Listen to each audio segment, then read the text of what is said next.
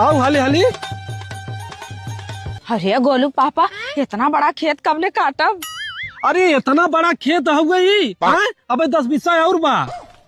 हले ले पकड़ हसुआ, चल काट। गेहूं काटब ना करौले बानी सैया फेसियल कराई बैठी हूँ। हाँ अबे गेहूं पूरा काटे पड़े तब से फेसियल कराई बैठी हूँ। चोर कट का तब तो नहीं, चल काट। अरे गोलू पापा नुकसान हो जाए 5,000 के फेसियल कराए बाटी। 5,000 यहाँ 50,000 के गेहूं नुकसान हो तू के देखी।